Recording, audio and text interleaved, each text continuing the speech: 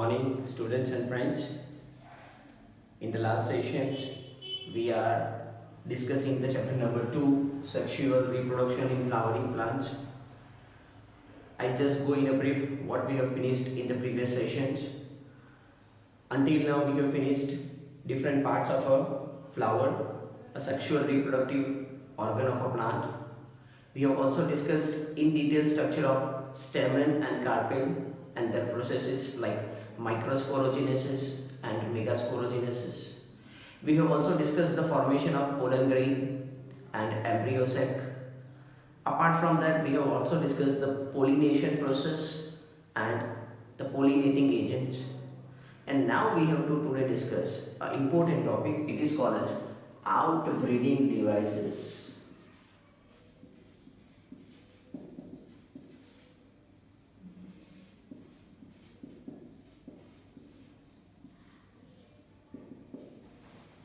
What is the outbreeding devices? You know the various types of pollination. There are different types of pollination. You know that self-pollination and cross-pollination. Self-pollination includes autogamy and geitonogamy, whereas the cross-pollinations, that means a transfer of pollen grain to another flower of another plant. This is called as a cross-pollination. Now, usually know that most of the flowers are bisexual. Suppose for an example, if you consider this is a flower. This is a flower. That flower contains both sexual organ, a male sexual organ, what we call it as stamen, and the another one is female sexual organ, what we call it as carpel. So in this case, what are the chances? The chances are very high that the pollen grain which is liberated from an anther of a stamen that will fall onto a stigma or a carpel of same flower, what we call it as autogamy. The chances of autogamy is very high, okay, and that may lead to a self-pollination, because the autogamy is a type of a self-pollination, okay. Now if one time occur, not problem, second time occur, there is no problem, but if this continuously occur, that may causes inbreeding depression. What it causes? Inbreeding depression. Okay, so the continuous self-pollination means the transfer of pollen grain of anther to a stigma or a carpel of same flower of same plant means autogamy, continuous self-pollination that results into a inbreeding depression, and so that's why there are chances that they may develop a genetic disorders, or the higher variety or the good variety of a fruit cannot be produced due to a continuous inbreeding, okay, and that may lead to inbreeding depression. So plant adopt a certain technique which prevent self-pollination and they promote or encourage cross-pollination, okay, that is called as outbreeding devices. So what is the outbreeding devices? The outbreeding devices, it prevents inbreeding. How it prevents inbreeding? It do something by which a self-pollination is discouraged or inhibited, or it do something by which cross-pollination is promoted or encouraged. This is called as outbreeding devices. In short, the outbreeding devices are the strategies or the devices which is adopted by a plant which discourage self-pollination and which encourage cross-pollination. This should not happen, because if this happens, self-pollination happens, then it may lead to inbreeding depression. Okay, so what are the strategies they are adopted by a plant which prevent the self-pollination and promote a cross-pollination? So we go ahead. What are the strategies adopted by the different plant? So let's discuss.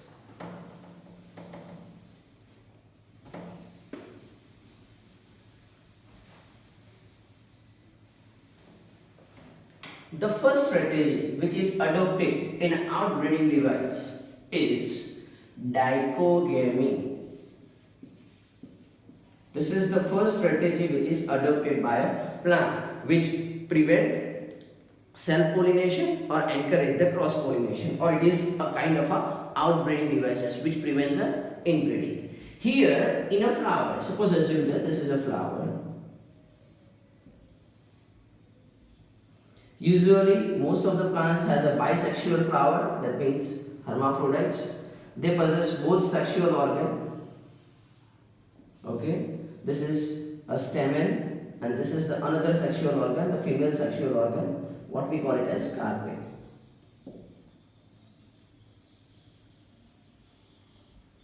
Okay, now what happens? You know that in a sexual reproduction, every living organism doesn't start to produce the gametes from the birth itself, but they need a certain period of a growth before they become a mature.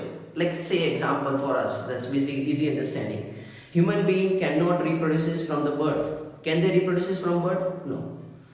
After attaining certain age, means after they become mature, then and then they can become capable of reproducing sexually. Similarly, this is also a plant which reproduces sexually. So it does not, the plant does not reproduce sexually from the birth itself. It needs a certain type of a growth. But the growth of male sexual organ and the female sexual organ in dichogamy is not synchronized. It's not synchronized. Means either of the organ, either stamen or the carpel, they become mature first and the other organ becomes mature later on. Means the maturation process of these two organs doesn't become synchronized, or it do not occur at the same time. Okay, here in this flower they do not mature at the same time. Both the organs do not mature at the same time. Let's say one example. Suppose assume that this stamen becomes a mature. So it starts to produce the pollen grain. Pollen grain is produced. Okay, but here this carpel is not mature. So the stigma of this carpel is not become a receptive, means it is not capable to accept a pollen grain. So this is first case. But the first case where pollen grain is released, when that is released, when the anther becomes a mature or the stamen becomes mature, but the stigma is not receptive. In short, in other term, if you want to say that the male sexual organ has started to produce the gametes, but the female sexual organ at the same time has not started to produce the gametes, means the pollen grain which is released from it is not capable of fertilizing the ovary of the same flower, and that prevent inbreeding or self-pollination, and that promotes a cross-pollination. So here the pollen grain becomes a mature, but the stigma doesn't become a mature when the pollen grain is mature, and that is observed in case of sunflower. This is a one strategy what it adopts in the dichogamy. The other possibility is that carpel becomes a mature, but the stamen doesn't become a mature at the same time. See, in the first case what we have seen? In the first case we have seen stamen matures, but at the same time carpel doesn't be a mature. Now in the second case, the carpel now mature, but the stamen is not mature. Barabar? So here you can say that stigma becomes receptive, means mature before pollen grain released. Before pollen grain is going to be released. Okay, so this is going to be happen, and that occurs in the case of a papaya plant. Okay, so this is called as dichogamy. Here in a dichogamy, the maturation process of stamen and carpel is not synchronized. One of the organ becomes a mature first. Like in the first case, the pollen grain becomes pollen grain released, but stigma doesn't be a receptive. This is occurs in the case of sunflower. In the another case, the carpel or the stigma becomes a receptive, but at the time the pollen grain is not released. Or the much before time of pollen grain release, the stigma becomes a receptive. This is called, that is happened in the case of papaya. Ultimately, either of the organ becomes a mature first, and so that's why they prevent self-pollination and promote cross-pollination. This is one of the strategy adopted by it. So this is called as outbreeding devices. Okay, a first strategy which is adopted by it. Now the second strategy which is adopted by a plant as an outbreeding device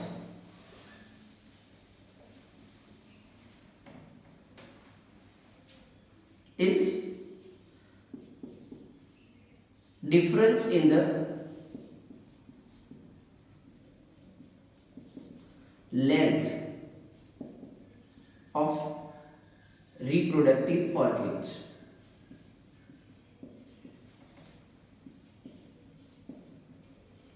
Like see, this is a flower.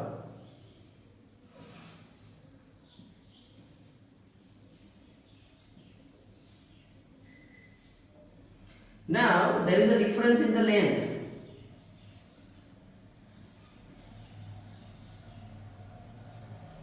of two sexual organs. This is a stamen and this is a carpel. Due to a too much difference in the length of reproductive organ, male reproductive organ and the female reproductive organ, the chances of pollination is very less. So this is the another strategy which is adopted by outbreeding devices. Okay, so where there is a difference in the length, they are not at a same length or similar length or approximately similar length, but the difference between the length of male reproductive organ and the female reproductive organ is too much. Like see here, there is a difference in the length of both the organ is too much, and that prevent inbreeding and promote outbreeding. Okay, so this is the second strategy which is adopted by it. Third strategy, it is a genetic mechanism. The third strategy, or you can also call it as self-sterility. What happens in the self-sterility? It is a kind of a genetic mechanism. In this genetic mechanism, what is going to happen that here the pollen grain might going to be released. This is a flower.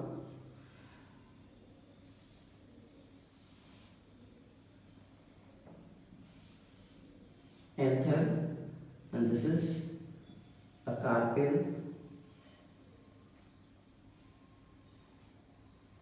Now here the pollen grain gets released. Even it falls on the stigma. Okay, but the stigma identify that it is a self pollen. It is my own pollen. So the further process, what we call it as pollen pistil interaction, that we will learn today how this happens. Pollen pistil interaction, the further process does not start. It identify that this is self pollen. It's my own pollen. And so that's why it prevents a further fertilization process. This is called as a genetic mechanism. It identifies the self. If the pollen grain which falls on the stigma is a self pollen or its own pollen, then it prevents a pollen pistil interaction or the further fertilization process. Okay, so this is called as self-sterility, and that is observed in case of a plant, what we call it as malva. Okay, in which case it's observed? It's observed into a malva. I also give you example where there is a difference in the length of reproductive organ. I have not given you. I am now giving you the example. This is a plant where you can find the differences in the length of sexual reproductive organ. The example is primula. Okay, so we have discussed the three strategies. Dipogamy, where the maturity process of male and female reproductive organ is not synchronized. They become mature at different time interval. Okay. Second, a differences in the length of reproductive organs. Example, primula. Third, self-sterility. It is shown in a malva. It's a kind of a genetic mechanism. The fourth strategy, which is adopted as an outbreeding device, is instead of producing bisexual flower, they produces unisexual flower. Usually whatever we have seen, because most of the times the plant has a bisexual flower possessing both sexual organ. But now some plants starts to produce the unisexual flower, means the flower which possess only either stamen or carpel. Okay, this is called as a unisexual flower. But in unisexual flower, there are two circumstances. See, you know that, suppose assume that this is a plant. and this is a flower. Now this plant possesses the unisexual flower. Means this is male flower, this is male flower, assume that this is female flower. Now what you call it as? We have learned it. The same plant, it possesses unisexual flower, means a flower which possesses only either stamen or carpel. If it possesses stamen, then what we call it as male flower. If it possesses flower, then it's called as a female flower. Okay. If both the male and female flower are present on the same, this is called as monoecious. Monoecious plant. Clear? So here what happens? The pollen grain which is released from the male flower doesn't fertilize because it doesn't have a female organ. Female organ is absent in only male flower, but it can fertilize the female flower which is present in the on the same plant. Okay, that means it prevents autogamy. Autogamy does not happen, but geitonogamy is not prevented in case of monoecious plant. So it prevents autogamy, prevented in case of monoecious plant, but geitonogamy not prevented. You know the example of monoecious plant, what we have discussed, like for example coconut, or you can say castor, cucurbita. These are the monoecious plant. So in this monoecious plant, castor, cucurbita, or you can say that coconut, the autogamy gets prevented, but the geitonogamy doesn't get prevented. Okay, this is one case. The another case is a dioecious plant. Dioecious plant is a plant where all the flowers are of same type. This is the plant which possesses only male flower, and this is the another plant of same species that possesses only female flower. This is a condition called as dioecious. So if you compare the dioecious plant, like for an example papaya or date palm, in this case the autogamy is also prevented. Autogamy. This is no chances because all the flowers are male flowers, and even geitonogamy is also prevented. Both gets prevented. Okay, geitonogamy is also prevented in this. Okay, in monoecious autogamy gets prevented, but the geitonogamy doesn't get prevented. In dioecious plant, autogamy gets prevented as well as geitonogamy can also prevent it. This is a fourth strategy which is adopted by a plant. You should know the examples. In monoecious plant, the examples are castor, coconut, cucurbita, and the dioecious plant, the examples are palm tree or date palm tree and the papaya tree. Okay, where two different plants are present and which the male and female flowers are present on two different plants. Okay, so ultimately these four strategies are adopted by a plant as an outbreeding devices. So which are the strategy? I just discussed with examples, and they are important in MCQ point of view as well as in a theory point of view. It is important short note, outbreeding devices. So if you know that most of the plants are bisexual or they possess the bisexual flower, so the chances of self-pollination is very high.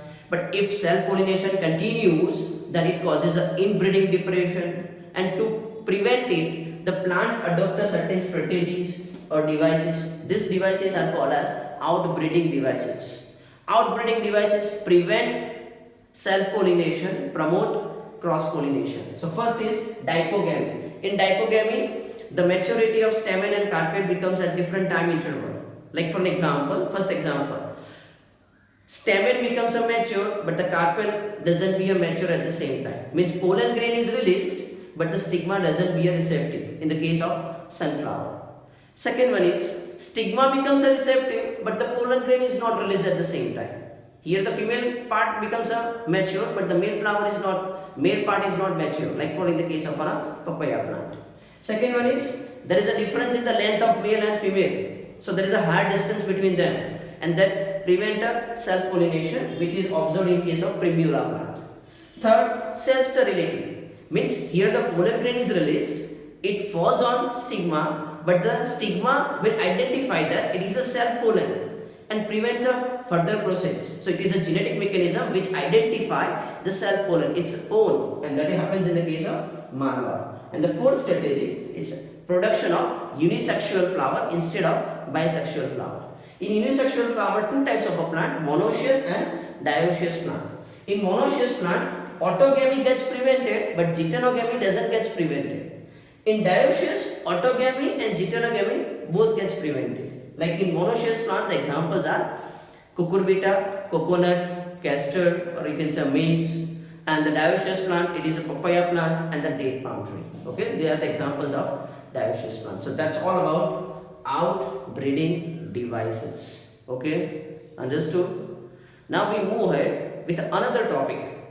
Suppose assume that the pollen is transferred, means pollination occurs, that is done with the help of pollination agents. What happens afterwards? Means pollen grain falls on the stigma. What happens afterward? And that is called as pollen pistil interaction. So let's start with another topic.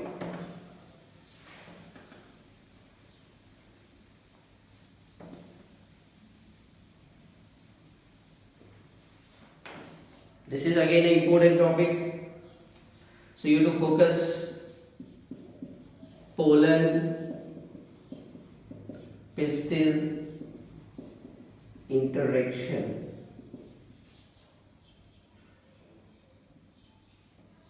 How there is an interaction between a pollen grain and the pistil. I draw a diagram of a pistil. You know that pistil can also be called as carpel because you have heard the name carpel. But that carpel can also be called as a pistil.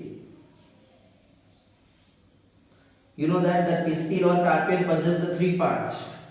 First is called as stigma, a tube-like portion is called as style, and the last bulge portion is called as ovary. This is the part. Within an ovary there is a presence of ovule. Okay, I just draw a schematic diagram. We have also seen the structure of this ovule. But you know that in the ovule there is a one place where there is an absence or there is a presence of a pore. What we call it as micropyle. This is an end. What we call it as micropyle. I am not drawing the whole structure, just showing the cells which is present at the micropyle. You already know that there are three cells which is present at the micropyle. Three cells which are present at the chalazal end. You know that this end is called as chalaza. And in the center there is a presence of two cells. Okay. Now the cells which is present at the chalazal end, what is its name? It's called as antipodal cells. These all things we have learned during the structure of ovule. The cell which is present at micropylar end, it is one egg cell, total three cells, one egg cell plus two synergid cells.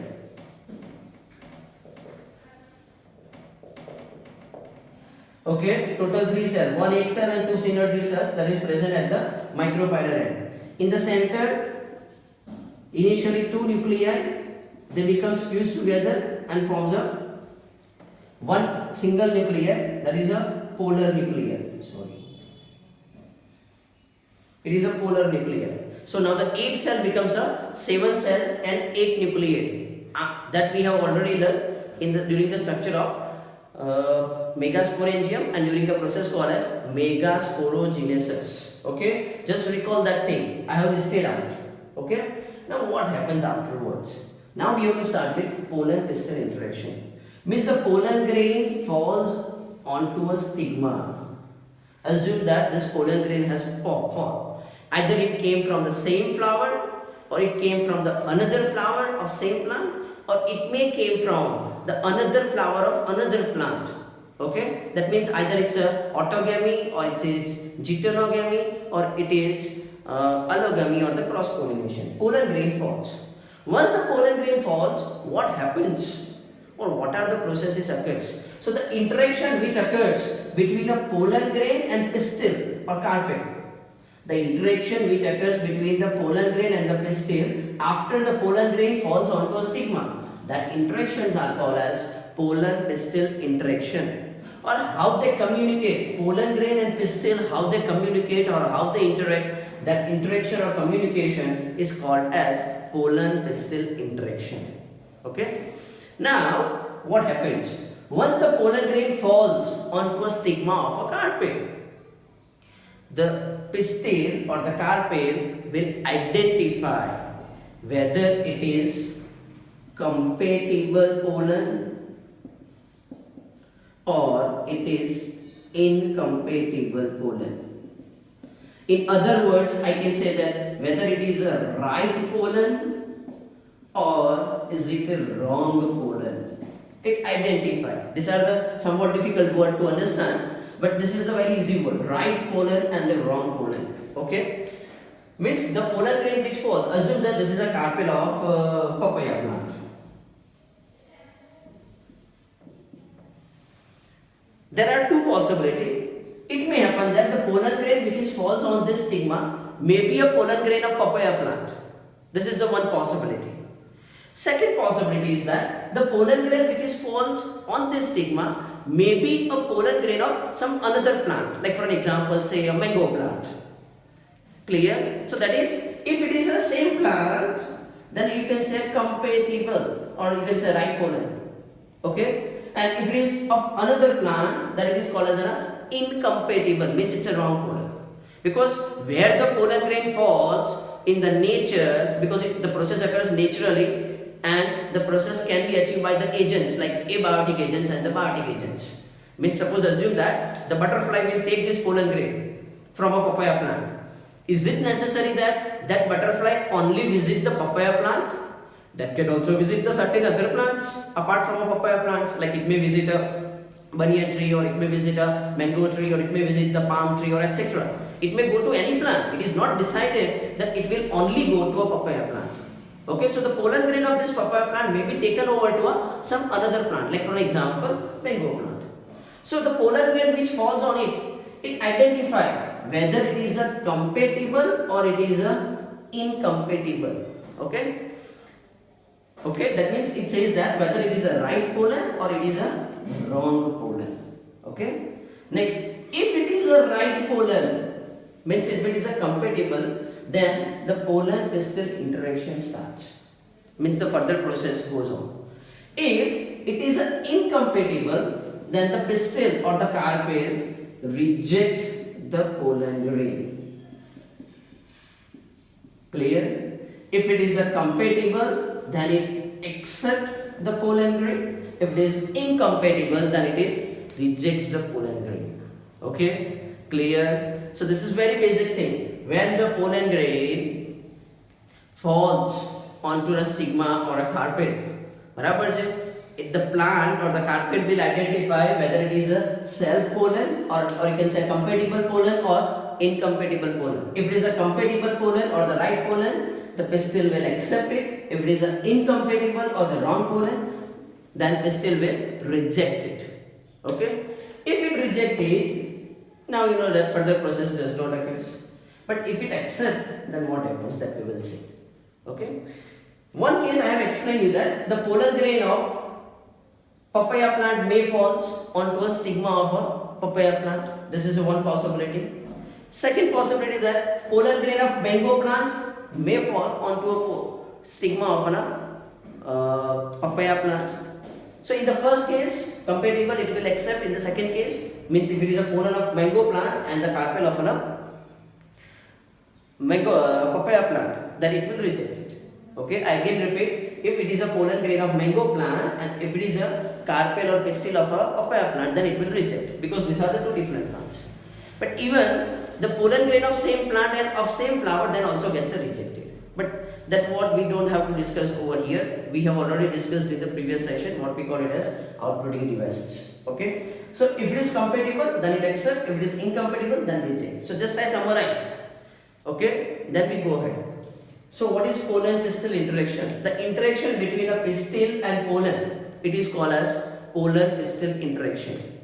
In a nature, there is a no guarantee that the pollen grain falls on the same flower or the same plant.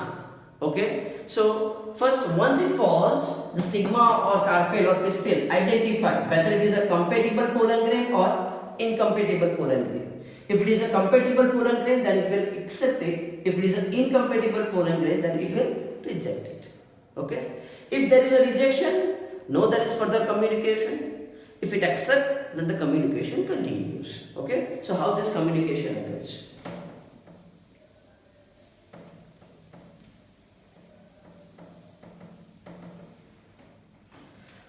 I am just drawing a bigger picture of pollen grain. This pollen grain I have shown as a bigger picture. You know that pollen grain, the cell wall of pollen grain has a two layer, exine and intine. If you remember, exine is made up of sporopollenin, intine is made up of cellulose and pectin. But there is a place where the sporopollenin is absent. This is called as germ pole. What's called as germ pole. Now, once it accepts, then there is a development of a pollen tube. This is called as pollen tube. Development of pollen tube from pollen grain like this. Say this is germ pole. Now there is a development of a tube-like structure. Okay, this tube-like structure which develop from a pollen grain at a germ pole. From this place, the development of a tube develops, and that is called as a pollen tube. Okay, so now there is a development of a pollen tube. Okay, now you know that what the pollen grain consists of. Pollen grain, if you remember, the pollen grain consists of, one is bigger cell, what we call it as vegetative cell, and the other one is smaller cell, what we call it as generative cell. Remember what we have learned in the structure of pollen grain. Pollen grain is made up of two cells, vegetative cell and the generative. Bigger one is called as vegetative cell and the generative cell. In 60% of the angiosperm or the flowering plant, the pollen grain is released at this stage. So the cells which is present in the pollen grain, vegetative cells and the generative cells, that goes in a tube. So the cells, I am just drawing the bigger picture over here. The cell goes over there. Robert, cell enters into what? Cell enters into a pollen tube. Okay. So these are the vegetative cells and the generative cells which comes over here. Okay. Now what happens from this vegetative and generative cells? The generative cell, this generative cells. Okay, one generative cell. Divide further and it forms two male gametes. Like I am drawing over here. This is a one vegetative cell contains an. These are the generative cell which divides. The generative cell which divides, that what we call it as male gamete. So from two cells, now it becomes a three cells.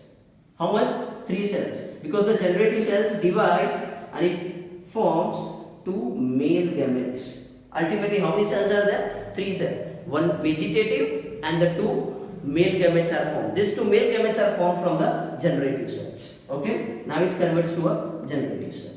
Okay. So at that time, that cell gets released into a pollen tube. This is a one case. In a second case, the pollen grain is already three cell and that is going to be released. In whatever the case, ultimately three cells are present in a pollen tube. One vegetative cell and the two male gametes are produced. Now this pollen grain that grows and enlarges and it grows towards a ovule.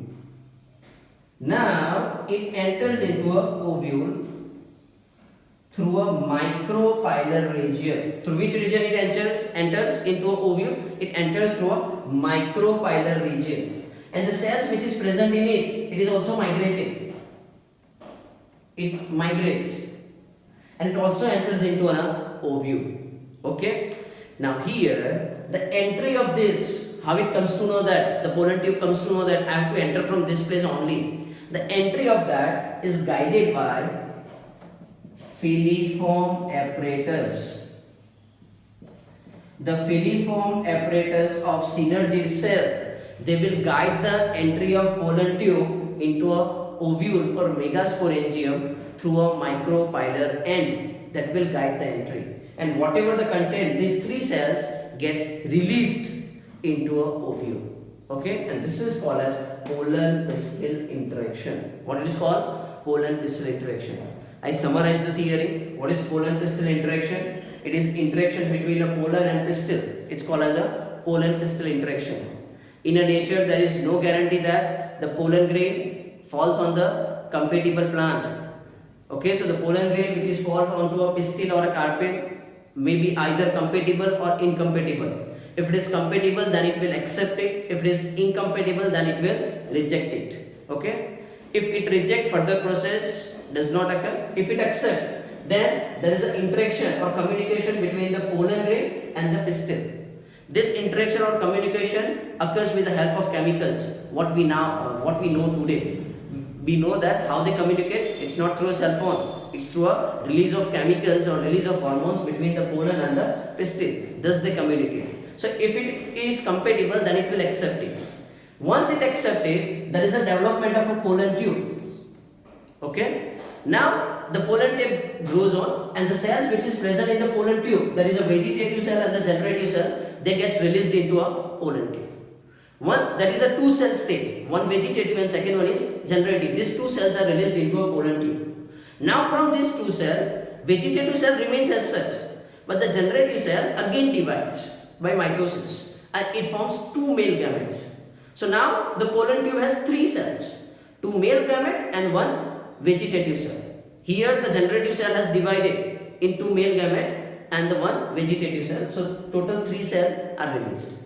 In certain plants, like 40% of the plant, already there is a release of three cells, one vegetative and two male gamete. In whatever the case, either two cell or three cell, ultimately the cell which is formed into a pollen tube are three cells. And which are the three cells in a pollen tube? One vegetative and two male gametes. Now the pollen tube continue to grow and it enters into a ovule or microsporangium, through which end it enters through a micropylar end. The entry of this pollen tube into an ovule through a micropylar end is guided by a filiform apparatus of synergy cells. And whatever the content present in pollen tube, you know that what is the content of pollen tube? Pollen tube contains these three cells, one vegetative and two male gamete. They are released into a ovule, and this is called as pollen pistil interaction. Once released, what happens, that we will see in the next session.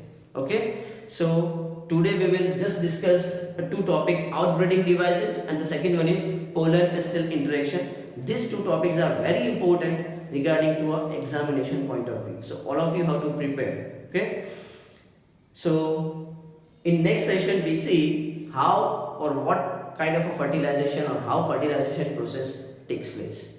Till then, keep watching, like the video, subscribe the video. Thank you for watching.